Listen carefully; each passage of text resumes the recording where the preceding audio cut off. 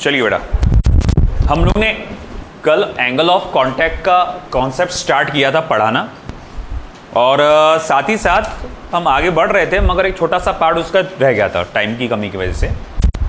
Angle of contact से ही related हमारा एक अगला कॉन्सेप्ट है shape of a liquid drop. अब ऐसा है कि अगर मान लो किसी सरफेस पे, एक पर्टिकुलर सरफेस है ये, एक सॉलिड सरफेस पे मैं क्या करता हूं कि एक लिक्विड के ड्रॉप को यहां नीचे गिराता हूं, है ना। एक लिक्विड ड्रॉप को मैंने ऐसा गिरा दिया, तो ये लिक्विड ड्रॉप अलग अलग तरह का शेप लेकर डिपेंडिंग अपॉन इट्स नेचर। अब नेचर कौन सा? It partially wets the solid, it completely wets the solid, it does not wets the solid, depending upon that. अगर मिसाल के तौर पे कोई एक शेप कुछ इस तरह से आया हुआ है, किसी लिक्विड ड्रॉप का शेप कुछ इस तरह से आया हुआ है, ओके। तो अब यहां पर मुझे बताओ कितने मीडियम्स है? कितने मीडियम्स है? 3, एक सॉलिड, एक लिक्विड और एक एयर। हमारे पास 3 इंटरफेस है जहां पर मीडियम्स मिलते हैं। ये सॉलिड लिक्विड इंटरफेस, ये लिक्विड एयर इंटरफेस, और यहां पे सॉलिड एयर इंटरफेस। अब जैसा अगर मैं ये मॉलिक्यूल पकड़ता हूं यहां का, वाटर का, उसका स्फीयर ऑफ इन्फ्लुएंस बनाता हूं यहां पे, तो यहां पर सॉलिड एयर इंटरफेस पे, सॉरी लिक्विड एयर इंटरफेस पे एक सरफेस टेंशन जनरेट होता है, यह है T1। इसी तरह से यहां एक सरफेस टेंशन जनरेट होता है से T2, और यहां पर एक सरफेस टेंशन जनरेट होता है T3, है ना। सरफेस टेंशन कहां होता है? हमेशा कोई भी सरफेस पे जनरेट होता है, इंटरफेस के सरफेस पे जनरेट होता है। तो यहां 3 है, तो इसीलिए यहां 3 टाइप के होगा। मैं यहां लिख देता हूं, T1 क्या है आपका? Force due to surface tension in solid liquid interface, solid liquid interface. फिर T2 क्या है बेटा? Force due to surface tension in liquid, sorry solid air interface. और फिर उसके बाद मैं T3 पूछूंगा आपसे, ये क्या है बेटा? तो force due to surface tension in liquid air interface. Okay, चलो मान लिया। अब ऐसा है कि अगर मैं इस मॉलिक्यूल का फ्री बॉडी डायग्राम बनाऊं, तो बात ऐसी रहेगी कि ये T1 टेंशन इधर रहेगा, T3 टेंशन इधर रहेगा, और T2 टेंशन, T2 जो टेंशन रहेगा वो इधर रहेगा। ये जो एंगल आपका बन रहा है T1 और T3 के बीच में का, यही एंगल हमारा कहलाता है एंगल ऑफ कांटेक्ट। यही एंगल हमसे क्या कहलाता है? Angle of contact. अगर आप नोटिस कर रहे होंगे, ये T3 है, ये इकलौता ऐसा टेंशन या एक ऐसा फोर्स है जो ना ही जो प्योरली हॉरिजॉन्टल, जो ना ही प्योरली वर्टिकल है। इसी कारण से इसको मैं 2 कंपोनेंट्स में बांट सकता हूं। एक तो हो जाएगा T3 cos थीटा, और एक हो जाएगा T3 sin थीटा।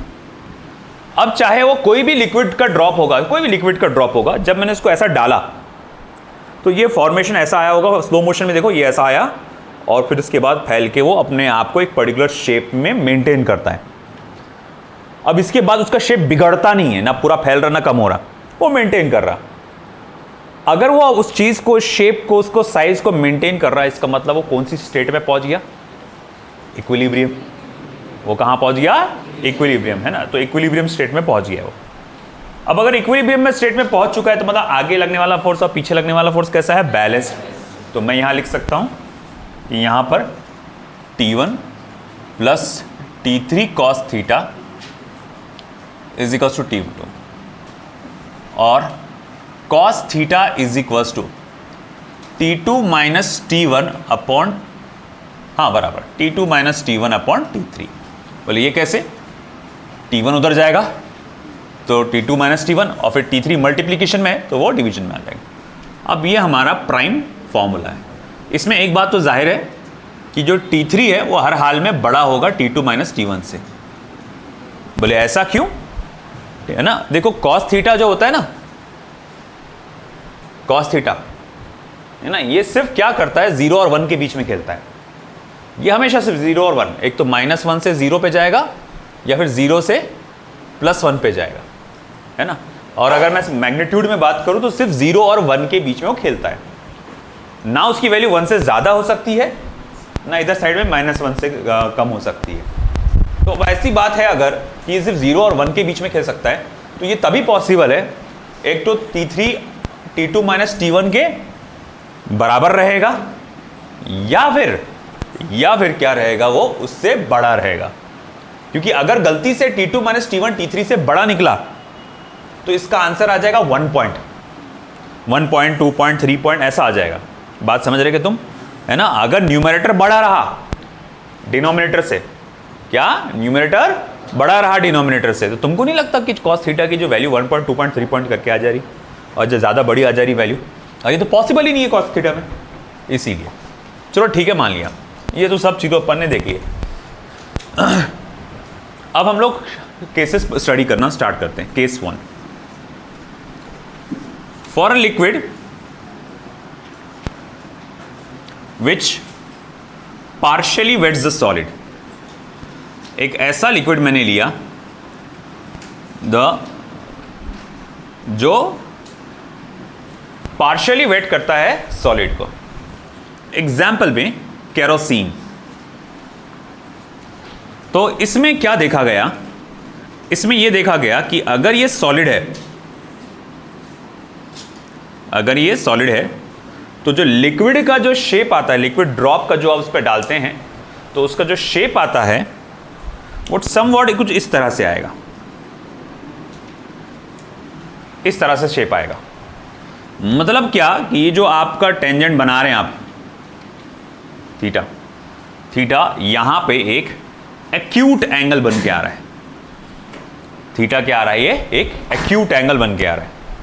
अरे थीटा एक एक्यूट एंगल बन के आ रहा है, ये कब पॉसिबल है कि थीटा एक एक्यूट एंगल बन के आएगा, बताओ, लगाओ दिमाग जरा। थीटा अगर एक्यूट एंगल बन के आ रहा है तो तुमको नहीं लगता cos थीटा की जो वैल्यू है वो हमेशा पॉजिटिव में आएगी, है ना। cos 0 1, अच्छा cos 30 √3/2, cos 60 और cos 90 0, cos 120 -1/2। तुमको क्या लगा, अभी जैसी तुमने 90 क्रॉस किया, 120 के पास गए तुम, है ना।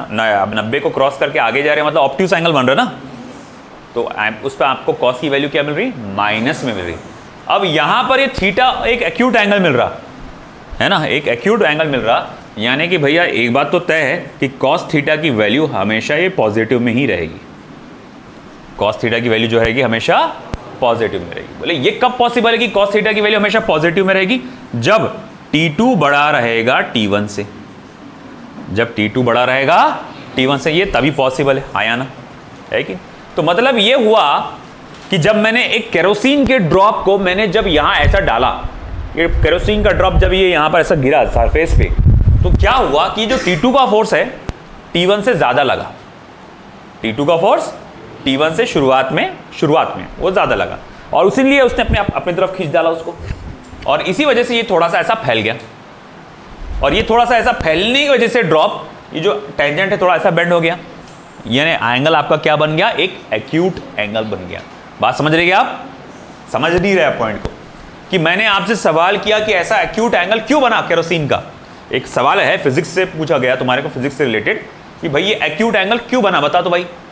क्योंकि मैं आगे दूसरे लिक्विड को देखता हूं तो वो तो उसका ऑब्ट्यूज बनता है ना। तो ऐसा क्या हुआ कि यहां पर एक एक्यूट एंगल बन गया। तो सवाल, इसका जवाब ऐसा है कि देखो अपना क्या है, अपन पहले अपना दिमाग लगाए यार, देख मेरे को मालूम है कि यहां जो एंगल बनता है उसका रिलेशन ऐसा आता है, एक्यूट एंगल बना, इसका मतलब cos थीटा की वैल्यू पॉजिटिव में जाएगी। क्योंकि अगर ऑब्ट्यूस एंगल होता तो cos थीटा की वैल्यू माइनस में आती। cos 120 कितना होता है, मैं बोला -1/2। cos 150 कितना होता है, -√3/2। cos 180 कितना होता है, -1 होता है। तो हर ऑब्ट्यूस एंगल की cos थीटा की वैल्यू, क्या बोल रहा बेटा मैं, अरे बोलो क्या, हर ऑब्ट्यूस एंगल के cos थीटा की वैल्यू माइनस में आती है ना, और हर एक्यूट एंगल के cos थीटा की वैल्यू प्लस में आती। तो ये एंगल क्योंकि एक्यूट बना, जिसका मतलब क्या हुआ होगा, cos थीटा पॉजिटिव आया होगा। समझ रहे ना। बोले cos थीटा पॉजिटिव आया, अच्छा ये कब पॉसिबल है? अरे ये दो नंबरों को सब्ट्रैक्ट कर रहे हैं अपन और आंसर पॉजिटिव आ रहा है, वो कब पॉसिबल है? जब पहले वाला नंबर बड़ा हो, बाद वाला नंबर छोटा हो। इसका मतलब T2 जो है T1 से बड़ा है, इस वजह से।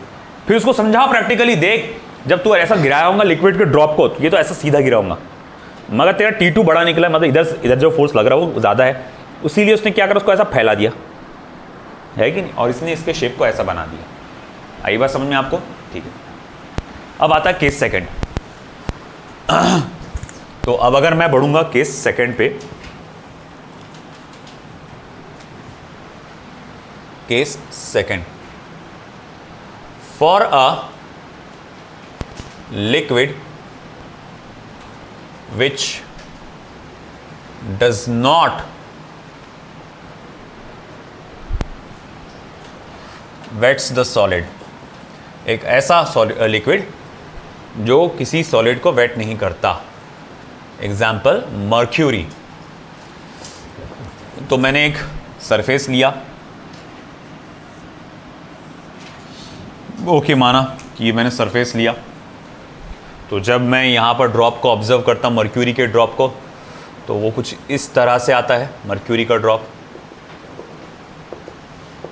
ओके ठीक है, मैंने यहाँ पर टेंजेंट बनाया, तो ये टेंजेंट जो कि आपका क्या होता था, वो उधर क्या था, वो T3 था ना, T3 इधर, T1 इधर, T2 इधर, और ये एंगल थीटा। अब इस बार जो थीटा आया, क्या आया? एक ऑब्ट्यूस एंगल आया, यानी ग्रेटर देन 90 डिग्री। थीटा एक ऑब्ट्यूस एंगल आया ग्रेटर देन 90 डिग्री। फिर मैंने पूछा अरे ऐसा क्यों? अरे भाई चल तू साइंस का स्टूडेंट है, बता कि मैंने मर्क्यूरी के ड्रॉप को डाला एक सरफेस पे, क्लीन सरफेस पे, उसने एक ऑब्ट्यूस एंगल, इस तरह का फॉर्मेशन हो गया। केरोसिन को ड्रॉप को डाला था तो ऐसा बना था, मर्क्यूरी का ड्रॉप ऐसा बन गया। तो बोले इसके पीछे का कारण क्या है? तो तेरे को अगर याद होगा, बोलेगा अच्छा ऑब्ट्यूस एंगल बना, यानी कि कैसा है, कॉस थीटा की जो वैल्यू होगी ना वो नेगेटिव में आएगी। अरे कब पॉसिबल है भाई कॉस थीटा की वैल्यू नेगेटिव में? जब T1 बड़ा रहेगा T2 से। बोलेगा अरे सिंपल सी बात है भाई, देख जब तूने ये मर्क्यूरी के ड्रॉप को ऐसा डाला, जैसे ही वो सरफेस के साथ कांटेक्ट में आया तो T1 फोर्स ने जोर से उसको अपने अंदर तरफ खींचा, अंदर की तरफ, और T2 फोर्स ने भी खींचा, मगर उसका फोर्स कैसा था? कम था, T1 का ज़्यादा था, इसी उसको अंदर दबा दिया उसने, लेकिन और इस कारण से यहाँ पर हम लोग ने देखा कि यहाँ इस तरह से आ गया। ठीक है, फिर केस थर्ड,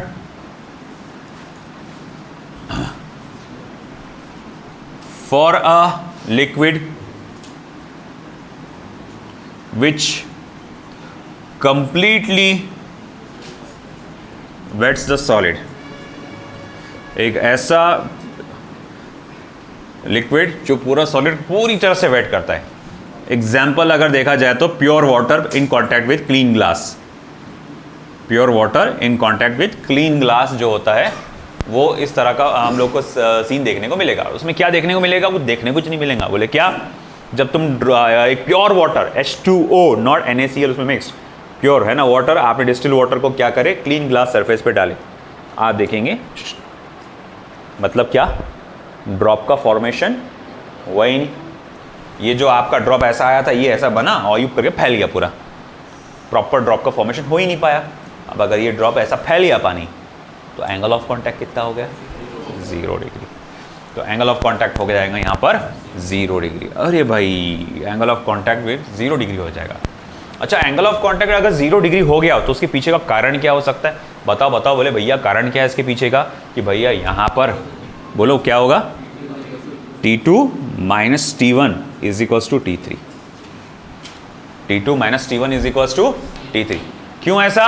तभी तो जाके cos थीटा की वैल्यू क्या हो जाएगी? 1 हो जाएगी, है ना। और थीटा की वैल्यू क्या रहेगी फिर? 0 डिग्री। आया ना, है ना। इसका मतलब क्या हुआ कि जब थीटा इक्वल्स टू 0, इसका मतलब cos थीटा की वैल्यू 1। ये कब पॉसिबल है? जब T2 minus T1 upon T3। मतलब पानी में क्या हुआ असल में, T2 माइनस T1 की वैल्यू T3 के बराबर निकली, है ना। और इसी वजह से वहां पर ड्रॉप का फॉर्मेशन ही नहीं हो पाया। एक और आता है सीन, है ना। एक होता है pure water in contact with आपका सिल्वर। सुन लो इधर, pure water in contact with silver, वहां एंगल ऑफ कांटेक्ट आपका 90 डिग्री का बनता है। अब तो कोई बताएगा मुझे ऐसा क्यों होता है? हाँ, T2 equals to T1, angle of contact 90 degree, यानी थीटा 90 डिग्री हो रहा, थीटा क्या हो रहा 90 डिग्री, तो cos 90 कितना होता 0। अब cos 90 0 हो रहा, cos 90 यानी cos थीटा 0 हो जा रहा। ये कब पॉसिबल है, जब T2 और T1 दोनों कैसे होंगे, सेम। आई बात समझ में आपको? ये आपको बोर्ड में इतना ही है, वो जो सिल्वर वाला मैंने आपको बात बताया थोड़ा सा, वो नीट के हिसाब से ध्यान रख लेना, है ना। आई बात समझ में? चलो देख लो, आप पूरा अच्छे से रीड कर लो उसका पार्ट, लिखना है लिख लो उसको। अब अपने को एंगल ऑफ कॉन्टैक्ट से रिलेटेड कुछ खास बातें देखने की है।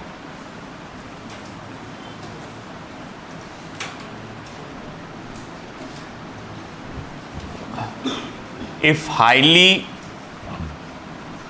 soluble material is mixed in liquid, अगर कोई हाईली soluble material लिक्विड में मिलाया जाता है तो उससे क्या फर्क पड़ता है एंगल ऑफ कॉन्टैक्ट पे? It increases the angle of contact, वो एंगल ऑफ कॉन्टैक्ट को बढ़ा देता है। बोले ऐसा क्यों?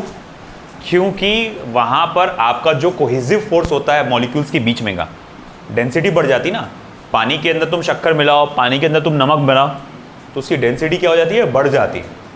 तो अब ये डेंसिटी बढ़ने के वजह से उनके बीच में का कोहेसिव फोर्स बढ़ जाता, और कोहेसिव फोर्स बढ़ने की वजह से एंगल ऑफ कॉन्टैक्ट भी बढ़ जाता है ना। मर्क्यूरी की डेंसिटी ज़्यादा थी, इसीलिए ये आप देख सकते हैं इनके अंदर स्ट्रॉन्ग कोहेसिव फोर्स जनरेट होता, as a result of which उसका एंगल ऑफ कॉन्टैक्ट क्या रहता, ज़्यादा रहता, ऑब्ट्यूज रहता। इसी तरह से if a material is partly soluble in water, अगर कोई मटेरियल पार्टली सॉल्युबल है इन वाटर है या लिक्विड है, it decreases the angle of contact, वो क्या करता है, एंगल ऑफ कॉन्टैक्ट को डिक्रीज कर देता है। मतलब क्या हुआ, मान लो वाटर के अंदर तुमने केरोसिन डाल दिए, वाटर के अंदर में तुमने ऑयल डाल दिए, वाटर के अंदर तुमने अल्कोहल डाल दिए, ये पूरी तरह से मिक्स नहीं करता, वो कहीं कहीं उसका अपना अपना एरिया बना के बैठ जाता है वो। और जब वहाँ वो एरिया बना के बैठता है ना, तो सारे वाटर के मॉलिक्यूल्स अपने पास घेर लेता है। तुम इधर मेरे पास हो, मेरे पास, मैं एक अच्छी बात बताता हूँ तुमको। तो अब उसमें क्या हुआ कि वो मॉलिक्यूल्स अपनी जो पहले इक्विलिब्रियम में सब फैले हुए थे, इसने क्या करा, अपने पास जमा करो, चलो इधर आ जाओ, तुमको अच्छी बात बताता मैं करके, है ना। तो अब जगह जगह पे मॉलिक्यूल्स की जो क्वांटिटी है थोड़ी सी, है ना, वाटर मॉलिक्यूल्स की क्वांटिटी थोड़ी दूर दूर हो जाएगी, यानी डेंसिटी क्या हो जाएगा, कम हो जाएगा, जिसकी वजह से कोहेसिव फोर्स क्या होता, कम हो जाता। अब कोहेसिव फोर्स कम हो जाता तो अब जाहिर बात है फिर एंगल ऑफ कॉन्टैक्ट भी क्या हो जाएगा, कम हो जाएगा। Third, if the temperature of liquid is increased, अगर आप क्या करते हो, लिक्विड का टेम्परेचर बढ़ाते हो, then angle of contact decreases, तो एंगल ऑफ कॉन्टैक्ट क्या हो जाता है बेटा, कम हो जाता है ना। किसी लिक्विड का अगर टेम्परेचर बढ़ जाता है तो उसका एंगल ऑफ कॉन्टैक्ट कम हो जाएगा। जाहिर बात है भाई, टेम्परेचर बढ़ाने पे डेंसिटी कम होती है ना, तो कोहेसिव फोर्स कम हो जाएगा, तो एंगल ऑफ कॉन्टैक्ट तो कम होना लाजमी है। आई बात समझ में आपको? दैट्स वाई ये तीन खास बातें हैं जो MCQs के फॉर्म में आ सकती है, ध्यान रखना इस बात को, देख लो अच्छे से।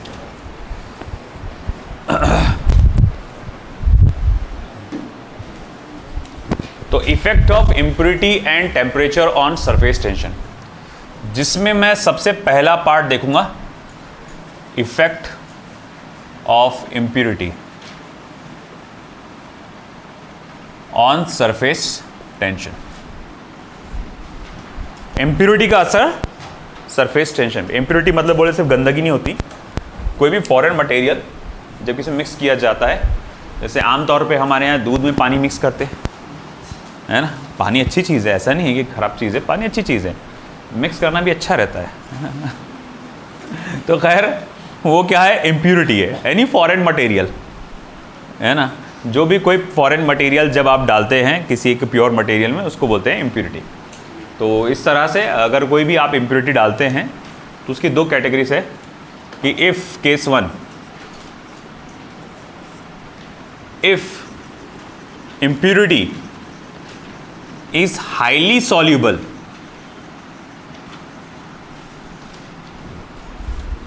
then it increases the surface tension of liquid। अगर मान लो ऐसा कोई इम्प्योरिटी है, ऐसा कौन सा इम्प्योरिटी है जो हाईली सॉल्युबल है, जैसा सॉल्ट है ना, शुगर एक्सेट्रा, ये सब ऐसे हैं जो हाईली सॉल्युबल इन लिक्विड है। इनको आप मिक्स कर दो, पूरा का पूरा वो उसके अंदर घुल जाएंगे, पूरा मिल जाएंगे उसमें। तो ये क्या करते हैं, उसका सरफेस टेंशन बढ़ा देते हैं। ऑफकोर्स उसके पीछे का कारण की डेंसिटी बढ़ जाती है कि नहीं।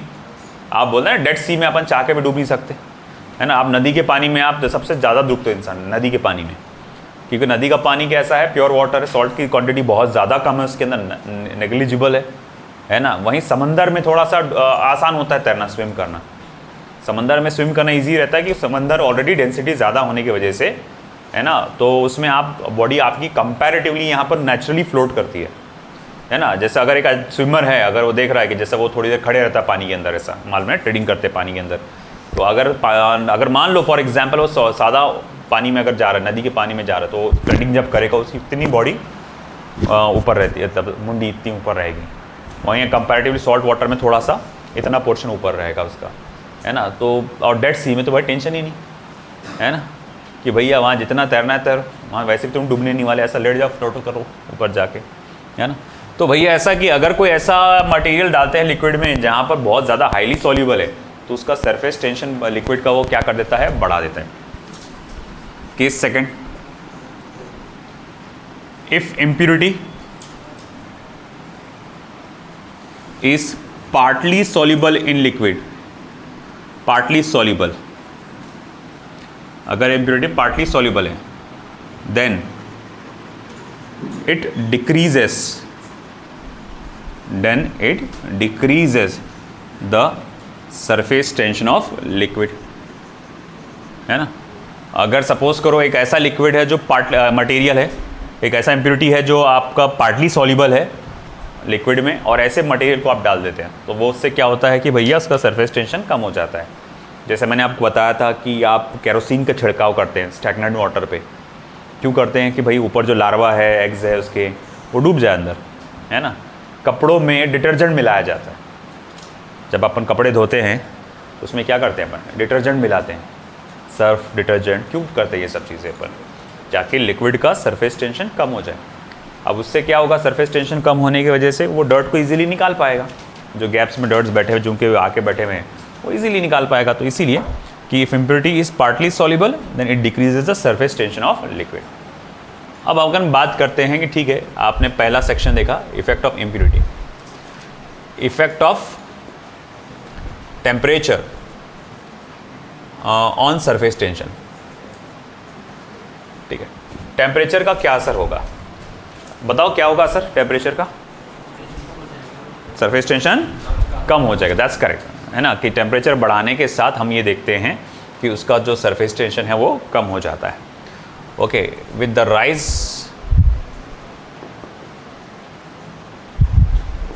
In temperature, surface tension of liquid decreases। with the rise in temperature surface tension of liquid जो है वो डिक्रीज हो जाता है।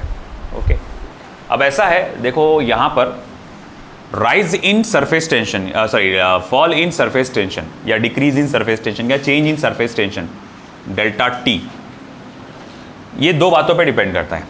एक तो स्मॉल टी म्हणजे काय, rise in temperature, small T का मतलब क्या हुआ, ये राइज इन टेम्परेचर। और दूसरा जो चीज़ पे डिपेंड करता है वो है T0। ये T0 क्या है, surface tension eight 0 degree Celsius, surface tension eight 0 degree Celsius. तो सरफेस टेंशन में जो बदलाव आया है वो दो बातों पे डिपेंड करता है।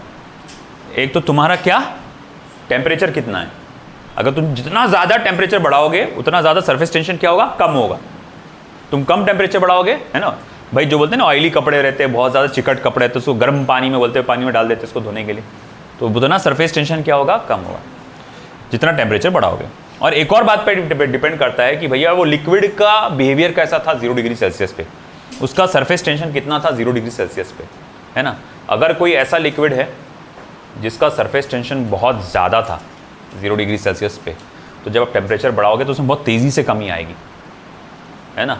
जैसे कि अगर मैं बोलूँगा कि फॉर एग्ज़ाम्पल कि मैंने एक ऐसा लिक्विड लिया कि जिसका सरफेस टेंशन 0 डिग्री सेल्सियस पे कितना है, कुछ अपन पकड़ लेते हैं 10 न्यूटन पर मीटर, और एक ऐसा लिक्विड है जिसका सरफेस टेंशन कितना है 15 न्यूटन पर मीटर, है ना।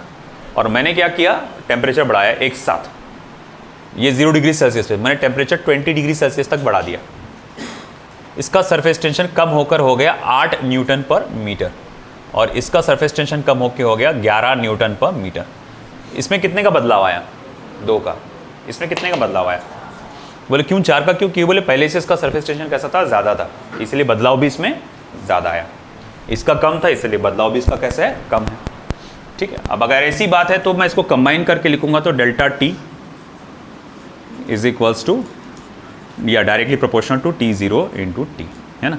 इसी फॉर्मूले को आगे जाके फिर आप लिख सकते हैं T, क्योंकि T minus T0 is directly proportional to T0 into T. इसको उधर लेके जाओ तो आप लिखेंगे T is directly proportional to T0 plus T0 into T, और फिर T is directly proportional to T0 common निकाला गया 1 प्लस, हाँ मैं कुछ गलत कर रहा हूँ, इसमें कांस्टेंट ऑफ प्रोपोर्शनैलिटी डालना पड़ेगा यहाँ पर अभी। हाँ, T minus T0 is equals to alpha T0 into T.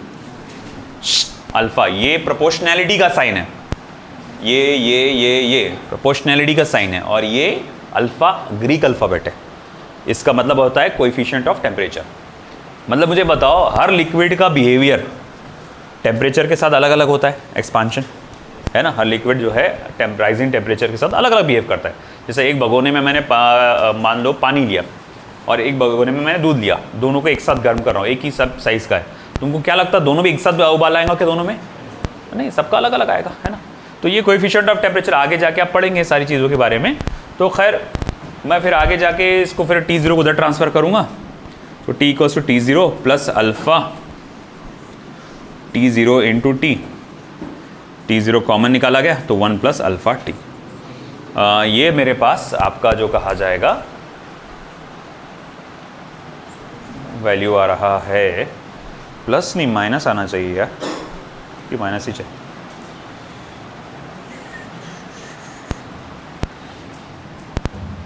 अरे T0 माइनस टी होना चाहिए आई थिंक, क्योंकि T0 बड़ा है ना, या T माइनस T0 अगर मैं कहूँगा तो T0 minus T, T0 minus T, तो फिर जब T0 माइनस टी करोगे आप,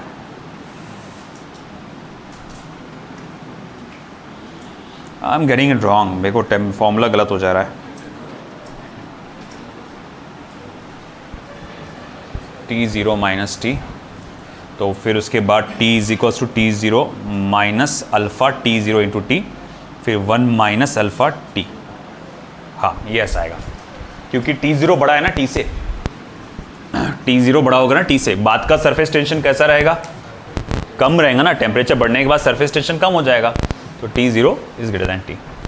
तो इसीलिए आपको जब डेल्टा टी ले रहे तो मैं T0 माइनस टी लेंगे, या फिर अगर मैं T माइनस T0 ले रहा तो यहाँ माइनस साइन लगाना पड़ेगा मुझको, है ना। तो खैर ऐसा है, तो मैं इस इक्वेशन को ऐसा लिख सकता हूँ, T इक्वल्स टू T0 को मैं ऐसा लिख सकता हूँ minus alpha T0 into T plus T0, minus alpha T0 into T plus T0।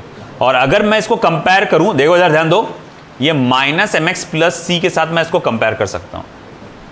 अगर मैं कंपैरिजन करूँ इसका माइनस mx प्लस सी के साथ, तो देखो ये स्ट्रेट लाइन की इक्वेशन बनती है ना, जिसका स्लोप निगेटिव है पासिंग थ्रू पॉजिटिव इंटरसेप्ट। तो मैं जब ये ऐसा एक बनाने की कोशिश करूंगा, अच्छा ऐसी बात है क्या, तो ये y और x और फिर तो ग्राफ ऐसा बनने वाला है जहां पर ये c है, मगर यहां पर y के जगह क्या है, कैपिटल T है, जो कि क्या है, सरफेस टेंशन है। x के जगह यहां पर स्मॉल t है, जो कि क्या है, टेम्परेचर है। और स्लोप के जगह m है ना, स्लोप, उसके जगह क्या है, अल्फा T0 है, अल्फा T0 है। ठीक है। अब ये ग्राफ इंपॉर्टेंट है for examination point of view. ये ग्राफ आपसे पूछ सकता है कि भैया फॉल ऑफ सरफेस या change in surface tension with rise in temperature आप ग्राफिकली कैसे रिप्रेजेंट करोगे, तो ये होना चाहिए। और या फिर आपसे स्लोप पूछ लिया जाए कि what is the slope of the graph, तो इट इज अल्फा T0। तो ये एक इंपॉर्टेंट कॉन्सेप्ट है, ठीक है, नोट कर लीजिएगा।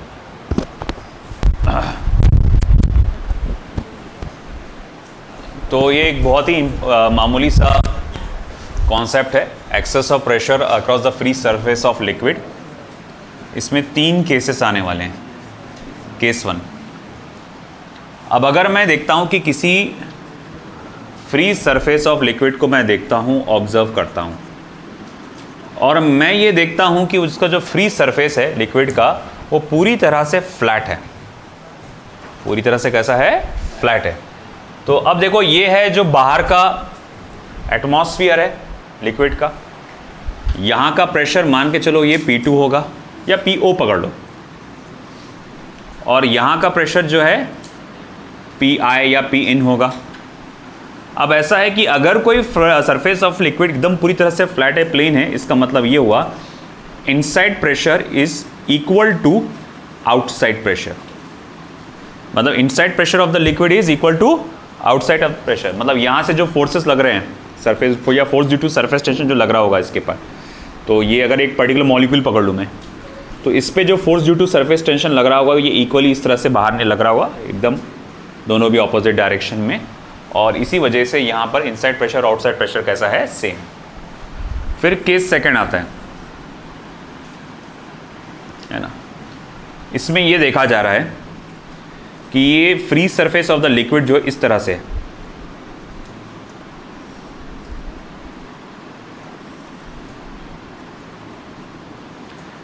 ये पॉइंट A, ये पॉइंट B। पॉइंट A जो है वो कहाँ है, इनसाइड द लिक्विड है। पॉइंट B जो है वो कहाँ है, बाहर है लिक्विड के। तो यहाँ पर हम देख रहे हैं कि देखो, अगर मैं मॉलिक्यूल पकड़ता हूँ ये वहाँ पर सरफेस पे वाटर का, तो force due to surface tension कुछ इस तरह से आ रहा है इसको, और इधर साइड पे force due to surface tension आपको इस तरफ आ रहा है। तो मैं इस बेसिस पे ये कह सकता हूँ कि pressure at outside the liquid is greater then pressure inside the liquid, है ना। बाहर का प्रेशर ज़्यादा है और पानी के अंदर का प्रेशर क्या है, कम है। इसी वजह से उस दबाव के कारण, इस दबाव के कारण क्या हो गया, उसका शेप जो है ऐसा बेंड हो गया। सिंपल सी बात है, कागज़ रख या कुछ भी रख, उसको तुम ऐसा दबाओगे ऐसा शेप ले लेगा वो, है ना। फिर एक आता है केस थर्ड, कि भाई अब मैं देखता हूं कि कोई लिक्विड है और उसका ये जो कॉन्केव सरफेस पे था और ये कॉन्वेक्स जैसा उसका शेप है लिक्विड का। ये मॉलिक्यूल है, उसको force due to surface tension इधर लग रहा है, इसको लग रहा है इधर। अब मैं बोलूँगा ऐसा है, इस वजह से यहाँ पर आप देख सकते हैं कॉन्वेक्स जैसा शेप हो गया है। ये आउटसाइड प्रेशर, ये इनसाइड प्रेशर। तो मैं यहाँ कह सकता हूँ कि यहाँ inside pressure is greater than outside pressure, इसीलिए इसका शेप कैसा हो गया, कॉन्वेक्स टाइप का शेप हो गया। आई बात समझ में।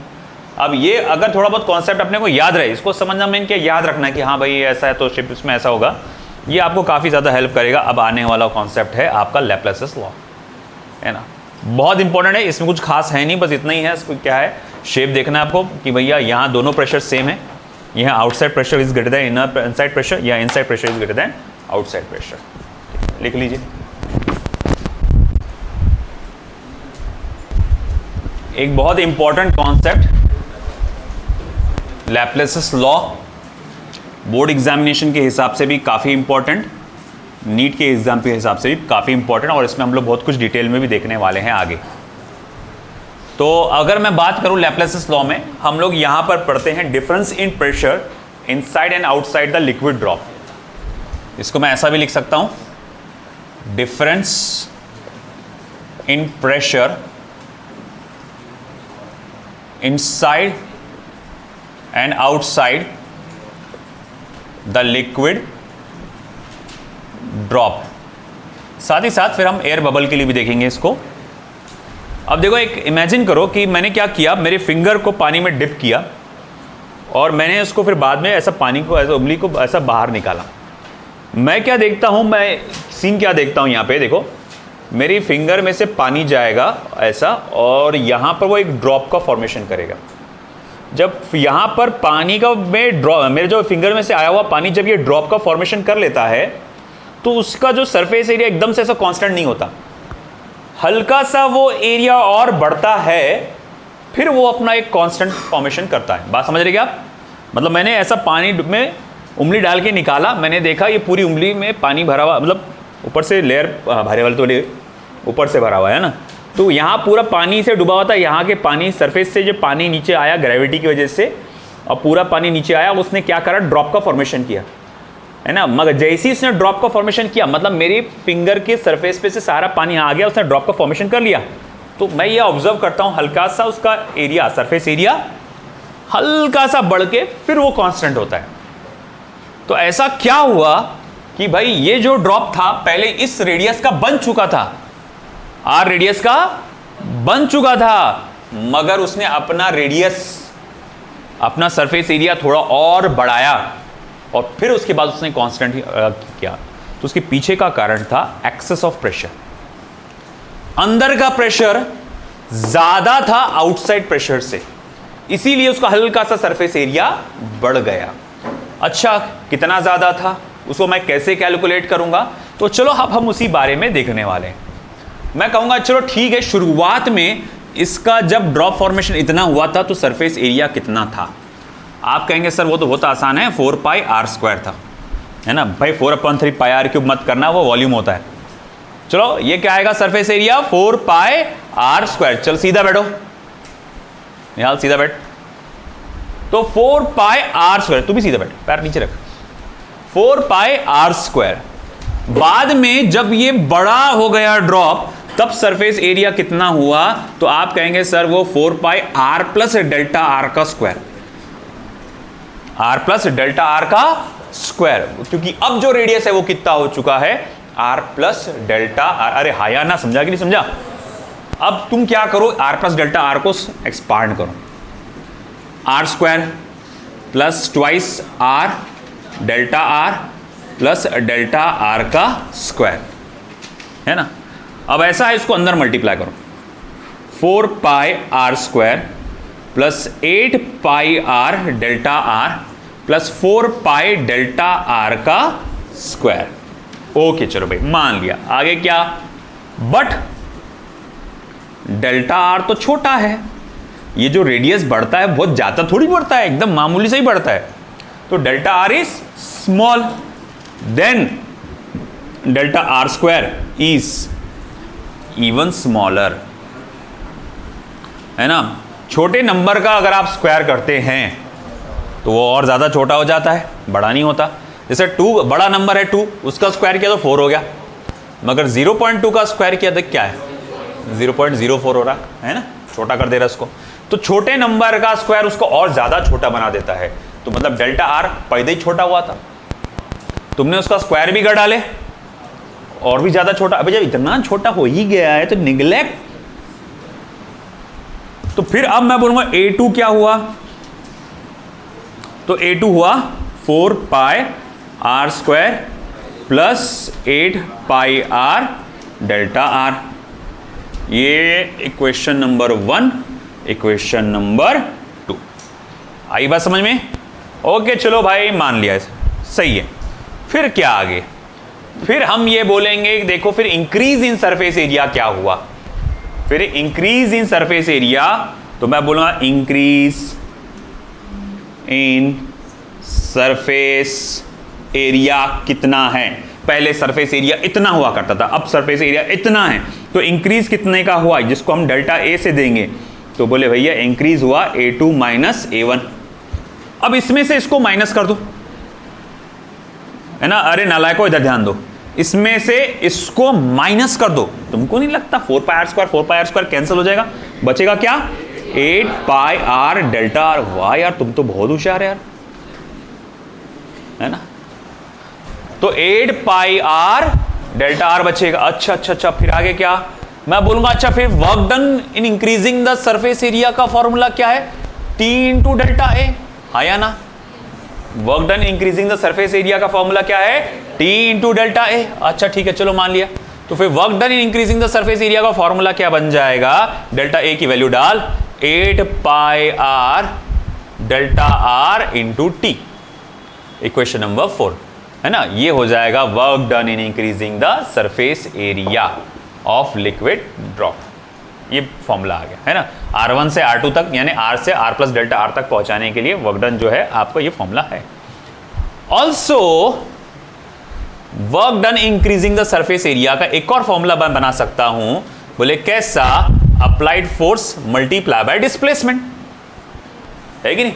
ये जो लिक्विड ने फोर्स अप्लाई किया होगा, लिक्विड ने जो फोर्स, जब ये यहां पर जब इस शेप में था तो जो लिक्विड ने अंदर से फोर्स अप्लाई करके इसको बढ़ाया होगा, है ना, वो भी हो सकता। अच्छा ठीक है, डिस्प्लेसमेंट कितने का हुआ? डेल्टा आर का।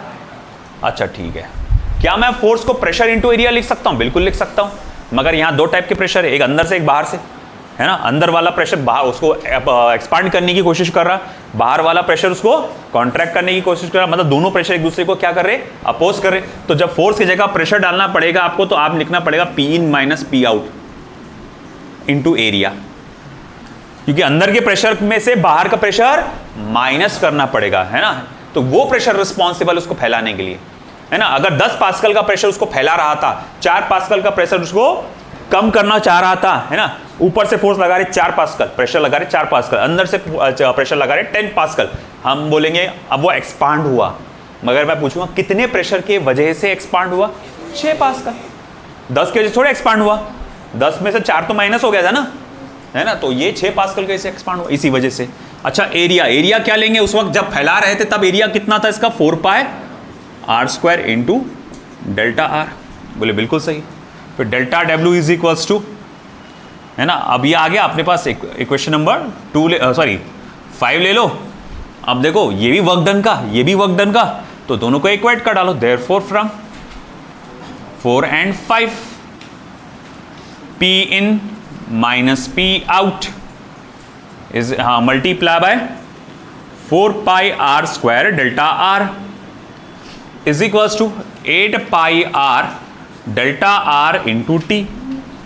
अब क्या हुआ भाई? पाए गया 4 गया 2 गया और बचा, आर गया 1 आर गया, डेल्टा आर गया 1 डेल्टा आर गया। तो मैं देखूंगा P in minus P out is equals to क्या हो जाएगा भाई? फिर तो ये हो जाएगा आपका, देखो कहाँ गया रे, डेल्टा आर तो गया ना, ट्वाइस टी अपॉन आर। तो ये है आपका डिफरेंस इन प्रेशर का फॉर्मूला। आप इसको ऐसा भी लिख सकते, P in is equals to P out plus twice T upon r, twice T upon r, ठीक है। P in इनसाइड प्रेशर का फॉर्मूला। अब ऐसा है कि फॉर एयर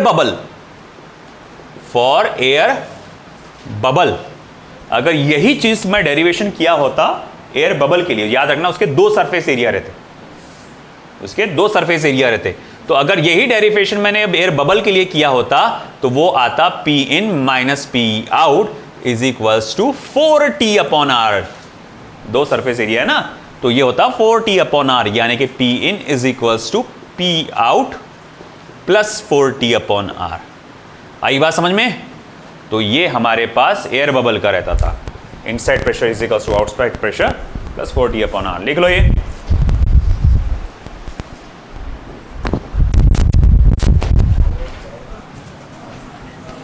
देखो note points. If an air bubble inside is inside the free surface of a liquid। अगर कोई एयर बबल ऐसा है, मतलब मान लो कि ये लिक्विड है, लिक्विड का सरफेस है और एयर बबल इस साइड है, वहीं है ऊपर सरफेस पर ही है ना। तो हालांकि ये एयर बबल है मगर मैं इसे ड्रॉप की तरह बिहेव करने को, ड्रॉप की तरह कंसीडर करूंगा। बोले क्यों? ड्रॉप का सिर्फ एक साइड में एयर होता था कांटेक्ट में, मतलब अंदर की तरफ पानी होता था ड्रॉप के अंदर और बाहर की तरफ क्या होता था? एयर। बबल में क्या था? अंदर भी हवा थी बाहर भी हवा थी, अब ये हालांकि बबल है, मगर इसके सिर्फ एक साइड पानी है और एक साइड सरफेस एयर है। अंदर एयर है और बाहर क्या है, पानी है। तो ये दोनों भी सरफेस क्या है आपके कांटेक्ट है, फ्री है क्या, नहीं है। तो इसका सिर्फ अंदर का सरफेस क्या है, फ्री है। तो इसीलिए भले ही वो बबल है, मगर इसके फॉर्मूले में ड्रॉप की तरह इस्तेमाल करूंगा। तो अगर कोई ड्रॉप इस तरह से है, पानी के अंदर है मगर ऊपर वो बस वही सरफेस के पास है, तो इनसाइड प्रेशर का फॉर्मूला आएगा outside pressure plus twice T upon r. अच्छा, बाहर बोले तो कौन सा वाला प्रेशर, पानी वाला नहीं, ये वाला एटमॉस्फेरिक प्रेशर। तो मैं यहां लिख सकता हूं P in is equals to atmospheric pressure, P A कर देता हूं plus twice T upon r. ठीक है। और अगर कोई बबल पानी के थोड़ा सा अंदर चला गया है, मतलब नीचे है थोड़ा सा हाइट डेप्थ एच पे,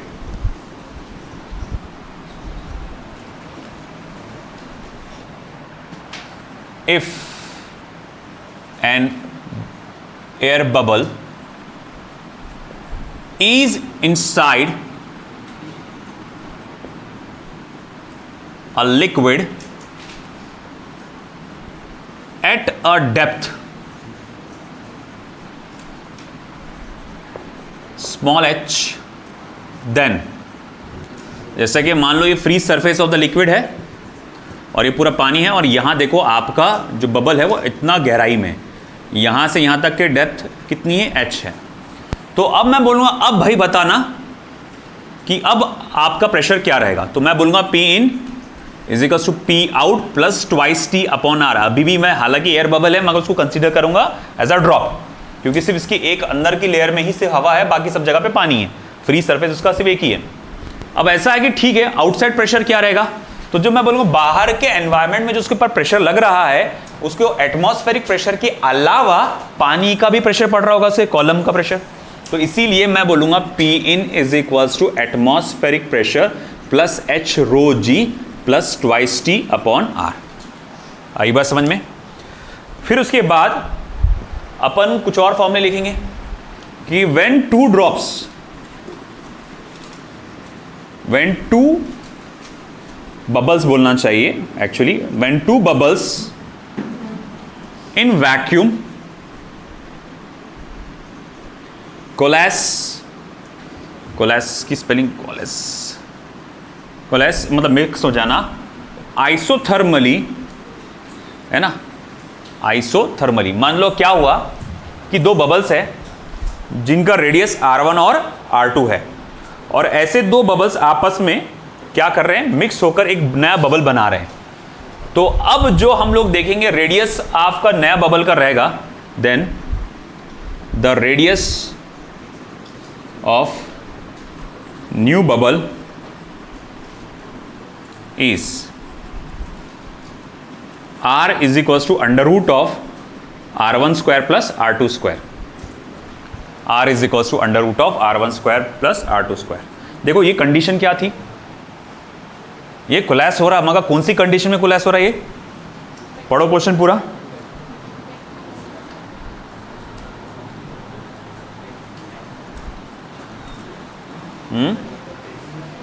कौन सी कंडीशन में कोलैप्स हो रहा है, आइसोथर्मली, है ना, आइसोथर्मल कंडीशन में कोलैप्स हो रहा है, ये उस वक्त का है।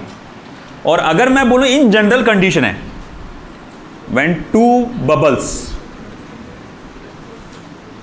Of radius R1 and R2 coalesce, the radius of new common bubble is, है ना, मान लो कि एक रेडियस आपका ये है इस तरह से और ये किस तरह से, मतलब थोड़ा ये ऐसा हो जाता है फॉर्मेशन उनका। तो एक का रेडियस R1 था बबल का और एक का रेडियस R2 था, ऐसे दो बबल्स आपस में मिक्स हो गए। और अब बाद में जब ये मिक्स हो गए तो अब ये मैं बोलूँगा रेडियस क्या रहेगा इसका नए वाले का, तो 1/r is equals to 1/r1 minus 1/r2, जिसका मतलब ये फॉर्मूला आएगा r is equals to r1 into r2 upon r2 minus r1। ये हो जाएगा नया फॉर्मूला, ये जनरल कंडीशन का फॉर्मूला है। और ये स्पेशल कंडीशन जब कंडीशन क्या हो, आइसोथर्मल हो। अब आइसोथर्मल कंडीशन क्या है ये आपको पता चलेगा आपके थर्मोडायनेमिक्स चैप्टर में।